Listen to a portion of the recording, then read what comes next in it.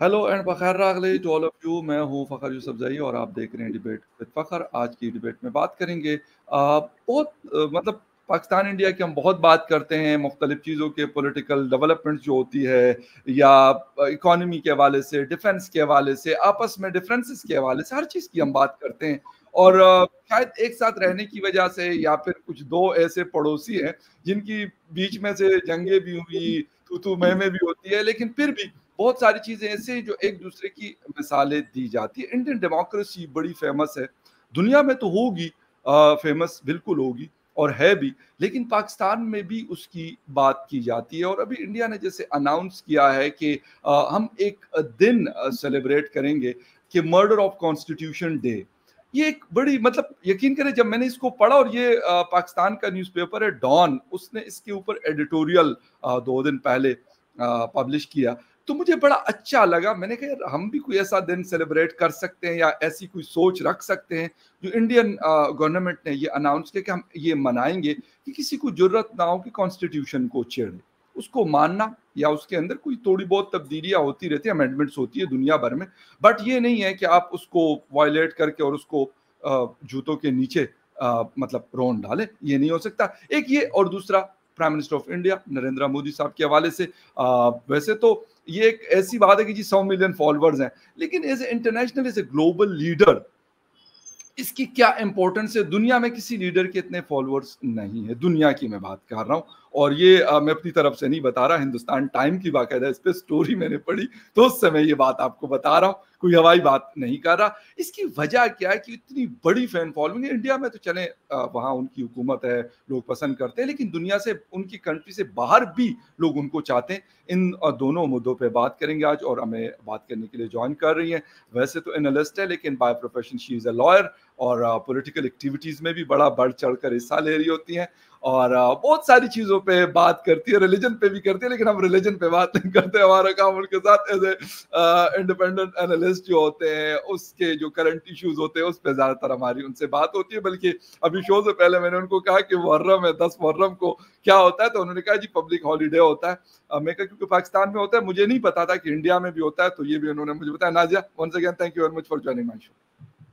नमस्कार, वंदे मातरम, भारत माता की जय, जय Hind. Thank you so much for, बहुत शुक्रिया आपका Nazia for joining my show. अच्छा नाजिया, स्टार्ट करेंगे कि जो मर्डर ऑफ कॉन्स्टिट्यूशन जो डे अनाउंस किया है, मतलब मैं ये नहीं कहता कि जी हमारे यहाँ एक और तरह की डेमोक्रेसी, अनफॉर्चुनेटली मैं अपने पाकिस्तान की बात कर रहा हूँ, आप इंडिया की बात नहीं कर रहा, एक अनफॉर्चुनेट किस्म की सिचुएशन चल रही होती है, बहुत एक, मैं कहता हूँ ना कि वीक भी होती, चले डेमोक्रेसी कहीं ना कहीं हेल्दी हो जाती, लेकिन शायद ये वीक भी नहीं है, कुछ और है। लेकिन इंडियन गवर्नमेंट ने ये अनाउंस किया कि हम ये डे सेलिब्रेट करेंगे। क्या वजह हुई कि वो मजीद चाहते हैं कि हमारा कॉन्स्टिट्यूशन मजीद स्ट्रांग हो, किसी को आइंदा जरूरत न हो, हालांकि वहां पे इस किस्म की कोई डिक्टेटर नहीं आया, कोई इस किस्म की चीजें नहीं हुई जब से पार्टीशन हुई उस वक्त से लेके अभी तक। ठीक है, एक प्रॉपर इलेक्टोरल सिस्टम के तहत जो भी प्राइम मिनिस्टर बनेगा वो वोट लेकर आएगा, वरना नहीं आ सकता, किसी की मजाल नहीं है कि वो आके पार्लियामेंट में बैठ सके। देखिए फखर भाई, सबसे पहले क्रोनोलॉजी समझनी पड़ेगी। आपने अभी कहा कि भारत में कभी डिक्टेटरशिप नहीं आया था, लेकिन मेरा मानना है कि भारत में डिक्टेटरशिप आया था। ओके। भारत में डिक्टेटरशिप तब भी आया था जब 12 वोटों से जीतने के बाद सरदार पटेल जी को इस देश का प्रधानमंत्री नहीं बनने दिया गया। और सिंपैथी ग्राउंड पर नेहरू को पहला भारत का प्रधानमंत्री बनाया गया। डिक्टेटरशिप तब भी आया था जब गांधी जी चाहते, अगर वो ठान लेते, तो हमारे भगत सिंह जी को कभी भी फांसी नहीं लगती। डिक्टेटरशिप तब भी आया था जब इंदिरा गांधी जी ने भारत के संविधान को ही छेड़छाड़ नहीं बल्कि कत्ल करने की कोशिश कर डाली। 1950 इमरजेंसी आपातकाल को ना इस देश के लोग भूल सकते हैं, ना इस देश के लोकतंत्र का चौथा पिलर भूल सकता है, ना इस देश के हर वो लोग जिन्होंने उस आपातकाल में अपने अस्तित्व को ही खो दिया था, वो भी नहीं भूल सकते हैं। इमरजेंसी की चीजों को और भी ज्यादा डिटेल में बताने से पहले मैं आपको डिक्टेटरशिप के बारे में बता देती हूँ कि क्या ऑपरेशन ब्लू स्टार डिक्टेटरशिप नहीं था, जिसमें सिखों को खत्म करने का एक फैसला, एक निर्णय इंदिरा गांधी जी ने ले लिया था। क्या 1984 के दंगे हम भूल जाएं? कैसे भूल सकते हैं? क्या गांधी जी की अभद्र टिप्पणियां जो सनातन धर्म के खिलाफ हुआ करती थी, हम उसको भूल जाएं? वो जाकर के महावीर मंदिर में कुरान की आयतें तो पढ़ लेते थे, पर कभी भी जामा मस्जिद में जाकर के श्रीमद् भगवत गीता के अध्याय पढ़ करके उन्होंने कभी नहीं दिखाया, कभी भी नहीं दिखाया। क्या जरूरत आन पड़ी थी कि आर्टिकल 25 को छेड़छाड़ कर करके इस तरह से फ्रीडम ऑफ रिलीजन करवाना? क्या जरूरत आन पड़ी थी आर्टिकल 28 के जरिए हिंदू सनातन धर्म के मंदिरों को सरकार के कब्जे में लेना? क्या जरूरत आन पड़ी थी आर्टिकल 30 को छेड़छाड़ करके उसको अमेंडमेंट करना? ऐसी कौन सी जरूरत आन पड़ी थी? तो डिक्टेटरशिप गांधी परिवार का हमेशा से एक स्ट्रैटेजी रहा था, रहा है और रहेगा। आज राहुल गांधी जी हैं, वो अल्लाह का हाथ देखे, उन्होंने अभय मुद्रा का जिक्र किया है as a leader of opposition. उन्होंने पहली बार जब भाषण दिया लोकतंत्र के मंदिर में, तो उन्होंने कह दिया कि हम जब दुआ के लिए हाथ उठाते हैं तो उसमें अभय मुद्रा बनता है। बात अब सोच लीजिए। अब बात आती है कि इंदिरा गांधी जी ने आपातकाल इमरजेंसी में सिर्फ अपोजिशन को जेल की हिरासतों में नहीं डाला था, बल्कि press, print media, electronic media, radio, हर एक चीज को उन्होंने बैन करवा दिया था। इसलिए बैन करवाया था कि बस उनकी सत्ता बची रहे और अपनी सत्ता को बचाने के लिए वो जितने नीचे गिर सकते थे इंदिरा गांधी जी, वो नीचे गिरी। आपको मैं बताऊं कि कई ऐसे राज्य हैं जहां पर विपक्षी दलों की सरकार हुआ करती थी और उन विपक्षी दल के चीफ मिनिस्टर को हटा दिया गया, और जब ये पूछा गया कि आप हमें हटा क्यों रहे हैं, हम तो जीत कर आए हैं, हमें जनता ने जिताया है, तो उन्होंने कहा कि तुम्हारा पाप सिर्फ इतना है कि तुम विपक्षी हो, विपक्ष दल हो, और क्योंकि केंद्र की सरकार में इंदिरा गांधी जी हैं तो इसलिए कोई भी विपक्ष नहीं रहेगा। आपको पता है ये 42 अमेंडमेंट 42nd कॉन्स्टिट्यूशनल अमेंडमेंट में ले करके बैठी हुई। ये कब हुआ है? ये हुआ है जब लोकतंत्र के मंदिर पार्लियामेंट के अंदर कोई विपक्षी थे ही नहीं, विपक्ष दल के नेता। राष्ट्रपति को उस वक्त में इंदिरा गांधी जी खुद बुला करके अपने चैम्बर में बुला करके साइन करवाती थी, अपने से खुद से बुलवाती थी। ये इज्जत थी राष्ट्रपति की। सर्वोच्च न्यायपालिका का कोई वैल्यू, कोई कद्र इंदिरा गांधी जी के नजर में बिल्कुल भी नहीं था। अरे डिक्टेटरशिप की इंतहा तो इतनी थी ना फकर भाई, कि जब सरदार पटेल जी की मृत्यु हुई थी तो नेहरू साहब ने यह ऐलान किया था कि कोई उनको देखने नहीं जाएगा, और अगर जाना चाहता है तो अपने पैसे से जाए उनको देखने के लिए, क्योंकि महाराष्ट्र में उनकी मृत्यु हुई थी। डिक्टेटरशिप की इंतहा इतनी थी नेहरू की कि सरदार पटेल साहब जो गाड़ी यूज किया करते थे, क्योंकि एक अहम मंत्रालय में वो थे, और जो जिस कार को वो यूज किया करते थे, उनकी मृत्यु के दूसरे दिन वो कार नेहरू साहब ने मंगवा लिया था अपने पास। और जिस हिसाब से विपक्षियों को जेल की हिरासत में रखा गया था, वो आंसू कोई भूल नहीं पाएगा। आपको पता है जब इमरजेंसी आपातकाल था तो राजनाथ सिंह जी की मां का मृत्यु हुआ था, और अंतिम संस्कार के लिए भी राजनाथ सिंह जी को इंदिरा गांधी जी के दलालों ने और उनके पाले पोसे हुए पपेट्स ने उनको बेल नहीं दिया था। और अभी देखिए, कहा जाता है कि मोदी जी की डिक्टेटरशिप चल रही है, पर देखिए अरविंद केजरीवाल को इलेक्शन कैंपेनिंग के लिए आराम से बेल मिलता है और वो इलेक्शन कैंपेनिंग करता है। तो मुझे ऐसा लगता है कि इंदिरा गांधी के किए हुए पाप को इस देश का एक भी व्यक्ति नहीं भूल सकता है, इस देश के एक भी लोग नहीं भूल सकते हैं।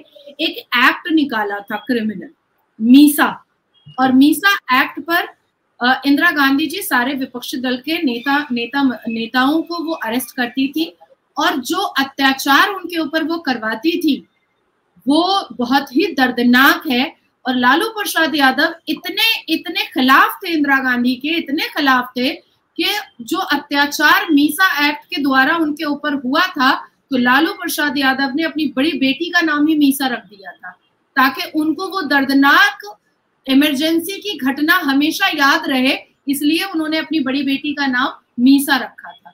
अब आप सोचिए कि इमरजेंसी के वक्त में जो हालात, जो दुर्दशा भारत की खराब हुई थी, उसको कोई कैसे भूल सकता है। इसीलिए केंद्र की सरकार ने पार्लियामेंट में ये घोषित किया, और उससे पहले हमारे देश की राष्ट्रपति ने इस बात का ऐलान किया कि 25 जून हम लोग 50th एनिवर्सरी मनाएंगे कॉन्स्टिट्यूशन मर्डर डे का, क्योंकि वाकई में संविधान का मर्डर हुआ था।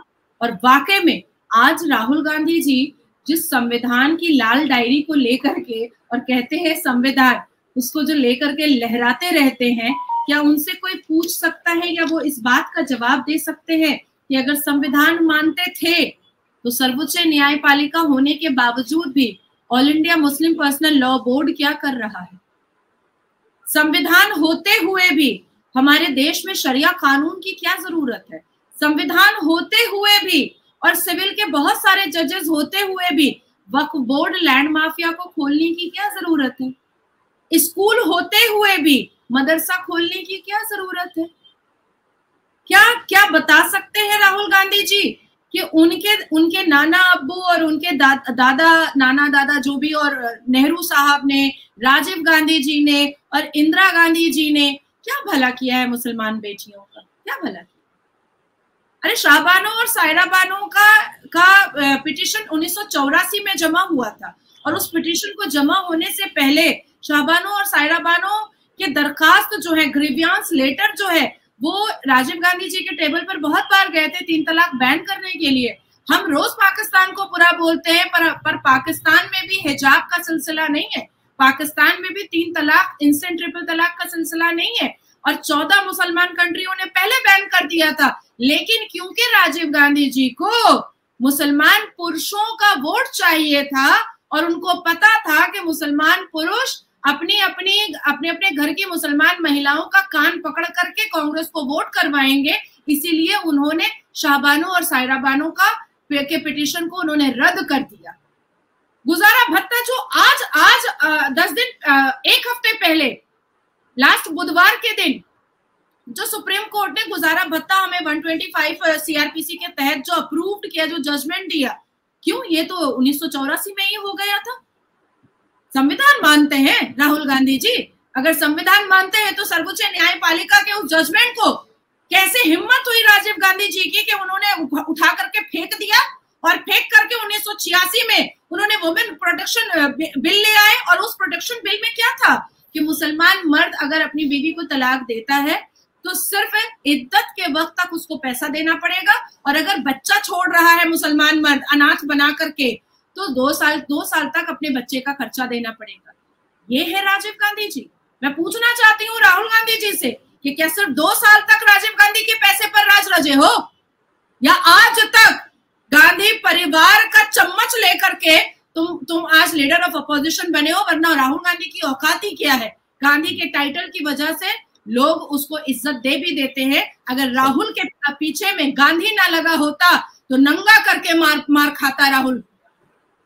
अच्छा नाजिया, एक तो ये है कि डेमोक्रेसी ठीक है, ये एक बड़ा आपने बड़ी ज़बरदस्त तरीके से इसको जैसे कहते हैं कि एक्सप्लेन किया, एलेबोरेट किया, बट मतलब मेरे यहाँ 4 फौजी डिक्टेटर्स आए, उन्होंने कहा भाई हम हुकूमत में बैठे हुए हैं, लेकिन आज भी हमारे यहाँ जनरल मुशर्रफ को Seth Waqar, chief justice Peshawar high court, उन्होंने कहा कि जी आर्टिकल 6 के तहत इनको डेथ सेंटेंस दी जाए और फिर इनको लटकाया जाए। तो बड़ा बुरा लगा उन लोगों को। उस वक्त जनरल आसिफ गफूर साहब हमारे डीजी ISPR थे और उन्होंने एक प्रेस कॉन्फ्रेंस भी की। कुछ लोगों ने, पॉलिटिकल लोगों ने भी कहा, लेकिन इंडिया ने चले कम से कम ये वो एक बैड पैच आया उनके दौर में, मतलब जो भी 77-76 साल हो गए, लेकिन आज उनको ये है कि भाई इस दिन को हमने इसलिए सेलिब्रेट करने कि हमारी आइंदा आने वाली जो जनरेशन है उनको पता चले कि भाई ये वाली चीज दोबारा नहीं आनी। जो भी हो, पार्लियामेंटेरियन आपस में उलझ जाए, एक दूसरे को बुरा भला कह दे, एक दूसरे का गिरबान पकड़ ले, लेकिन डेमोक्रेसी मजबूत रहेगी, कॉन्स्टिट्यूशन स्ट्रांग रहेगा और वही सबसे ऊपर रहेगा। ये चीज मतलब इसको तो कम से कम मेरे ख्याल में हम एक फर्क के तौर पे, बल्कि बहुत बड़े फर्क के तौर पे हमें तो ये चीज नजर आती है। आपके यहाँ एक इमरजेंसी लगी है, हमारे यहाँ 4 डिक्टेटर आए, लेकिन हम उस 4 डिक्टेटर का कोई हम नहीं कहते कि यार हमने ये दिन सेलिब्रेट करना है। कौन कौन सा दिन सेलिब्रेट करेंगे? हम लोग तो एक इमरजेंसी वाला दिन है। भाई मैं इसको बहुत सादे तरीके से एक्सप्लेन कर देती हूं ताकि सबको समझ में आ जाए। जी प्लीज प्लीज। देखिए, पाकिस्तान रिजोल्यूशन कब आया था? 1940 में। जी बिल्कुल, 1914 है ना। 4 मर गए इंडिपेंडेंस के वक्त में जिन्होंने रिजोल्यूशन पर 1940 में साइन किया था। जी। जब 1947 में जब देश का बंटवारा हुआ, आजादी हुई, तो उसके बाद फिर नेहरू जी जो है गांधी जी के गोद में चढ़ करके पाकिस्तान जिन्ना को दिए। 4 तो उसी वक्त इंडिपेंडेंस टाइम पे ही मर गए थे। अब 6 decided to stay in India after independence, जिन्होंने रिजोल्यूशन पे साइन किया है कि पाकिस्तान इस्लामिक कंट्री बनना चाहिए। मैं उनकी बात बता रही हूँ आपको। 4 तो मर गए और 6 जो है वो इंडिपेंडेंट टाइम पर वो इंडिया आ गए, बोले नहीं हम पाकिस्तान जाएंगे ही नहीं।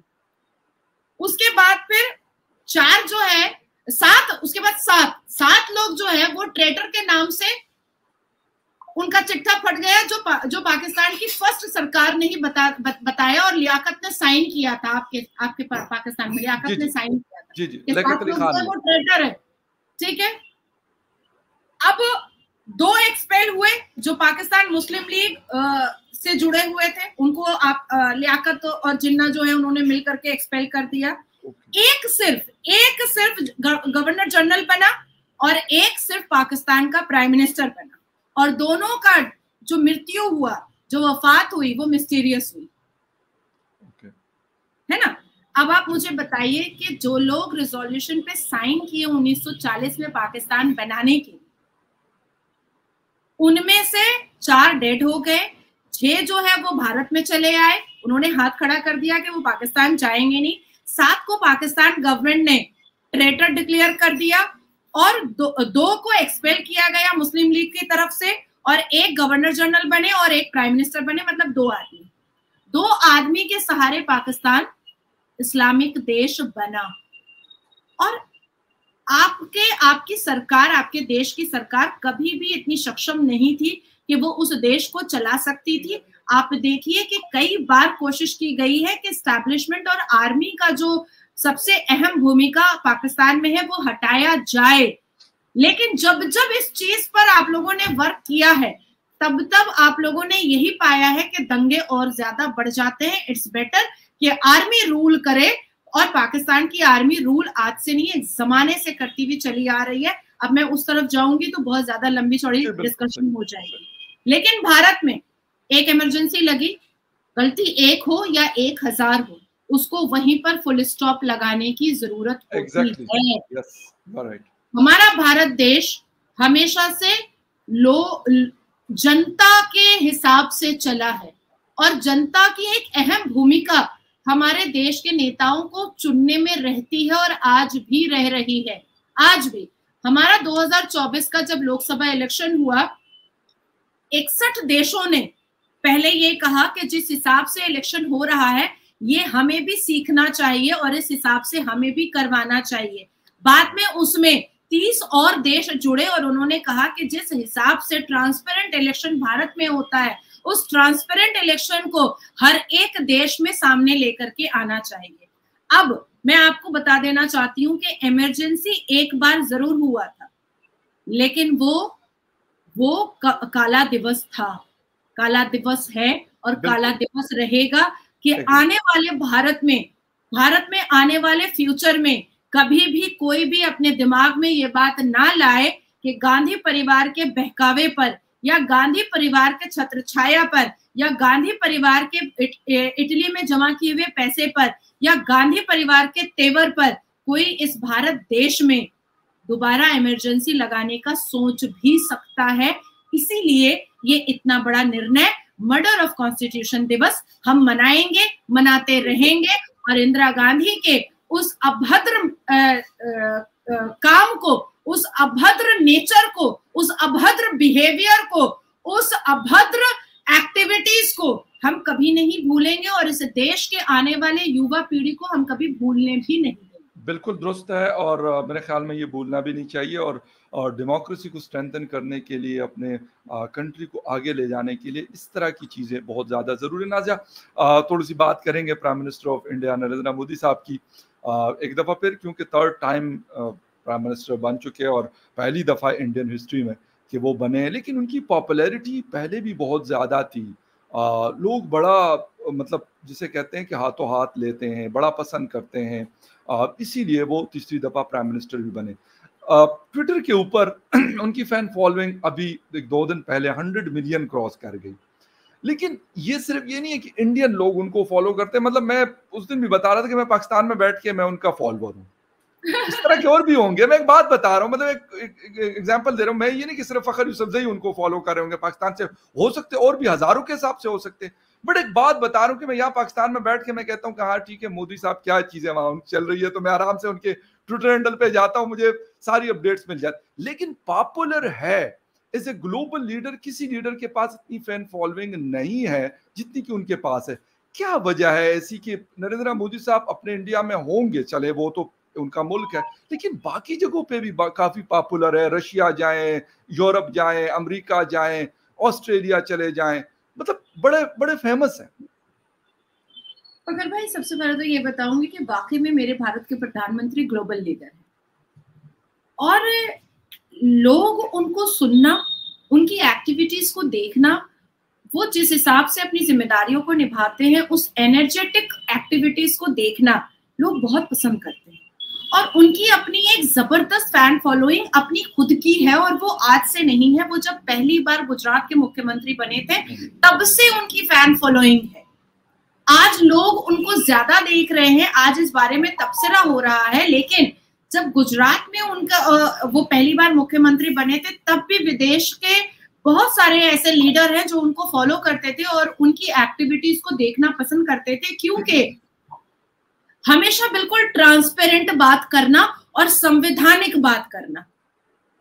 ये नरेंद्र मोदी जी की, जब आप बहुत पहले की 1993 की, 1991 की, 1989 की अगर आप स्पीचेस सुनेंगे तो भी वो जय श्री राम का नारा लगा रहे हैं, तो भी वो संविधान के हित में बात कर रहे हैं, तो भी वो इस देश के खूबसूरती और इस देश में लोकतंत्र बचाने के लिए बात कर रहे हैं, और आज भी वो वही कर रहे हैं।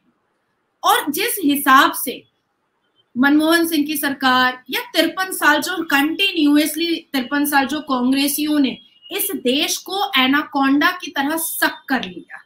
एनाकोंडा एक स्नेक है जो इंसान को अपने मुंह के अंदर लेता है और पूरा ब्लड सक करके उसकी बॉडी छोड़ देता है। एग्जैक्टली कांग्रेस वही है। उसने भारत देश को अपने अंदर लिया और पूरे भारत देश का विनाश करके उसने सिर्फ एक खंडर छोड़ दिया था।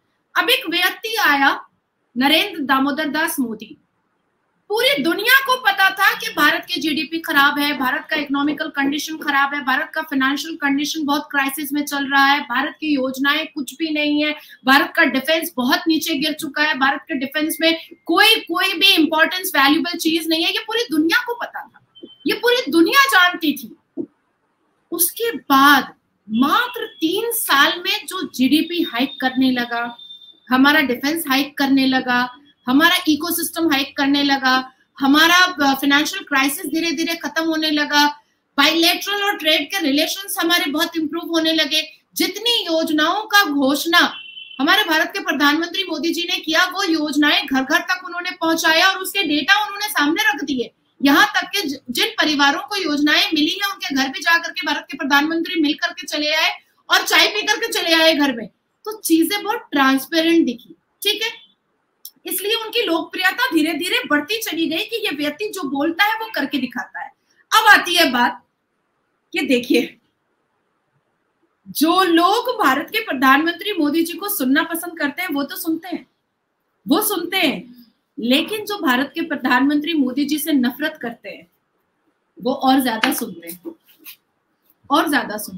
सही। मैं आपको अपने बारे में, हालांकि मेरी कोई तुलना नहीं है मोदी जी से, लेकिन मैं आपको अपने बारे में बता देना चाहती हूँ। इंस्टाग्राम पे मेरे ऑलमोस्ट मोर देन 7 लाख मेरे फॉलोअर्स हैं। और आई थिंक 3 मिलियन अबव मेरी रीच है इंस्टाग्राम की। अब आप सोचिए कि मुझे कौन सुनता है ज्यादा? मुझे गाली देने वाले ज्यादा सुनते हैं। मुझे गाली देने वाले कमेंट क्योंकि उनको क्रिटिसाइज करने के लिए तो उनको मुझे सुनना पड़ेगा। हर हाल में सुनना पड़ेगा। अभी एक व्यक्ति, मैं टाइम्स नाउ पर डिबेट पर थी, एक बेचारे मुसलमान व्यक्ति बोलने लगे, अरे नाजिया मुसलमान ही नहीं है, वो तो मस्जिद के अंदर जा करके नमाज पढ़ ली। मैंने कहा मैं तो आपका नाम भी नहीं जानती, लेकिन आप मेरी एक्टिविटी भी जानते हैं कि मैं क्या कर रही हूँ क्या नहीं। तो एक बहुत बड़े व्यूअर्स का एक टीम है जो मोदी जी को सुनता है, उनको देखता है, उनके ऊपर नजर रखता है, उनकी हर एक्टिविटीज को देखता रहता है, ताकि वो उनको काउंटर कर सके, वो उनके विरोध में अपना इकोसिस्टम चला सके, वो उनके विरोध में अपनी बातों को रख सके। अच्छा, ऐसे लोगों की एक और चीज मुझे बड़ी अपंग लगती है, बड़ी बावली लगती है। कहते हैं कि मोदी जी खराब है। हर वो मुसलमान या हर वो इकोसिस्टम जो मोदी जी को डिफेम करते हैं, मलाइन करते हैं, पर न्यूज चैनल पर या अपने यूट्यूब पर उनकी बुराइयां करके ही पैसा कमाते हैं और अपने घर में चूल्हा जलाते हैं। तो आम के आम और गुठलियों के दाम हो रहा है। योजनाओं से लाभ उठा रहे हैं, मोदी जी की योजनाओं से भी मुसलमान लाभ उठा रहे हैं भारत में, और मोदी जी को क्रिटिसाइज करके और उनको मलाइन करके भी पैसे कमा रहे हैं। बिल्कुल। और मैंने इसीलिए क्योंकि मैं पढ़ रहा था, मैंने कहा देखता हूँ कि किसके फॉलोअर्स इस वक्त पाकिस्तान में। इमरान खान साहब इस हवाले से बड़े मशहूर हुए थे कि जी उनकी मतलब फैन फॉलोइंग है, लोग फॉलो करते थे उनके। वैसे भी ज्यादातर डिजिटल मीडिया के ऊपर लोग एक्टिव रहते थे, लेकिन जब मोदी साहब को देखा 100 मिलियन क्रॉस किया, और उन्होंने one of my favourite Virat Kohli, Indian cricketer, बड़े मतलब पसंदीदा क्रिकेटर्स में से एक हैं, तो उनको भी मतलब पीछे छोड़ा है। हालांकि वो भी एक बड़े स्टार हैं, मतलब इसमें कोई शक नहीं है, मोदी साहब प्राइम मिनिस्टर, लेकिन विराट कोहली की भी दुनिया भर में बहुत बड़ी फैन फॉलोइंग है, लोग बड़ा पसंद करते हैं उनको, देखते हैं। तो लेकिन उनको भी क्रॉस किया, तो ये मेरे ख्याल में बहुत बड़ी चीजें होती है। ये बात आपकी बिल्कुल सही है। कुछ लोग क्रिटिसाइज करने के लिए, और कुछ लोग ऐसे भी होते हैं, मैं ये देख रहा होता हूँ कि यार क्या क्या चल रहा होता है इंडिया में, यानी क्या क्या डेवलपमेंट हो रही है, क्या क्या वो दुनिया के साथ जुड़ रहे हैं, दुनिया उनके साथ जुड़ रही है। मुझे ये चीज देखने के लिए, और यकीन करें मैं अक्सर चीजें उठा के वहां से मैं अपने ट्विटर हैंडल पे लगा देता हूँ कि भाई कुछ सीखो, फॉर गॉड से कुछ सीखो, बस कर दो यार, बहुत तबाही मचा दी तुम लोगों ने, बस कर दो। तो इसी के लिए मैं मतलब ज्यादा है, इंसान कम है।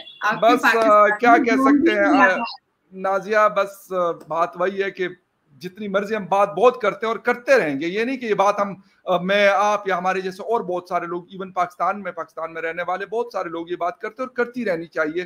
कम से कम कुछ तो आवाज बने, कुछ तो थोड़ा सा ये लोग जिसे कहते हैं ना कि ये थोड़ा सा बैठ जाए, रुक जाए, हम इनको थोड़ा सा फुल स्टॉप लगाने की कोशिश करें, तो ये सिलसिला चलता रहेगा। Nazia, once again thank you very much, आपके टाइम का बहुत शुक्रिया कि आपने शो ज्वाइन किया। Viewers, thank you very much for watching debate with Fakhar Yousafzai. किसी और डिबेट में आपसे फिर मुलाकात होगी, तब तक के लिए टेक केयर, बाय।